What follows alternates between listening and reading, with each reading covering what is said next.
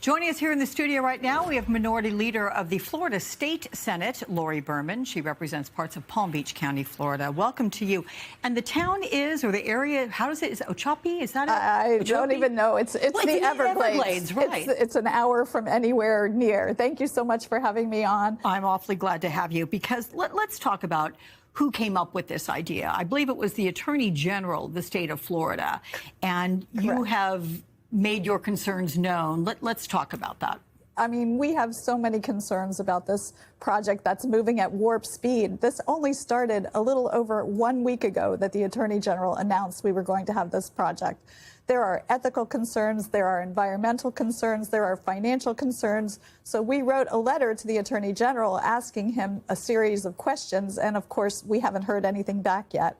My biggest concern right now is probably the ethical concern about operating this facility in the middle of the Everglades, which, as you mentioned, has a wide variety of environmental issues with alligators, snakes, mosquitoes, extreme heat, extreme humidity. And who are the people who we're bringing to this area? We don't, we were told by President Trump that they're only going to round up criminals. It doesn't appear that that's what's happening now in America. And are these people going to get due process when they come to this migrant facility that they're building in the Everglades? What is going to happen? Where is our humanity? We just heard about President Trump talking about how to escape from an alligator. Well, I mean, which is just you crazy. Can't even take what he was saying. This whole thing is stranger than fiction. The author Carl Hiaasen, who writes a lot of books about the Everglades, said he couldn't even come up with an idea as warped as this idea. So let's talk about the facility again, built just very, very quickly. So here's what it includes. There are heavy-duty tents there. And I'm thinking, wait a minute, hurricane season's coming. There's that. They're trailers, they're temporary buildings. But, I mean, it doesn't sound like it's hospitable for people. Are you going to pay a visit there? I hope to pay a visit. That was one of the questions we raised. Will lawmakers be able to visit this facility? It doesn't sound like we just started hurricane season in the state of Florida.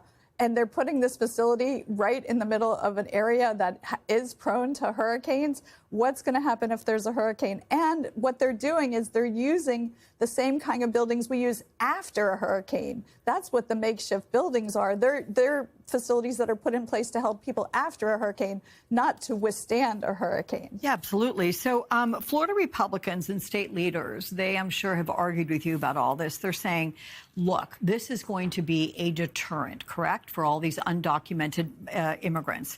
It's surrounded by the alligators, the pythons. You've got the mosquitoes and probably the lack of netting to protect them from that. You have the executive director of the state GOP even posting this on X. Here's the quote. They can't get stuck in a hurricane if they self-deport. I mean, the sass here, true, yes, but when you look at this and you see the Florida Republican Party is profiting as well off of this, how so? So they're selling koozies and T-shirts that say Alligator Alcatraz. So they're commodifying these people's lives. These are individuals. I think so often when something like this performative political theater happens that they forget that these are individuals and these are our friends and our neighbors. These are people who are picking our crops, building our buildings, making sure that we have hospitality workers in the state. I mean, it's interesting. The governor used the pretext of an emergency order in order to take over this land and to build this facility so quickly. The emergency order was done in 2023.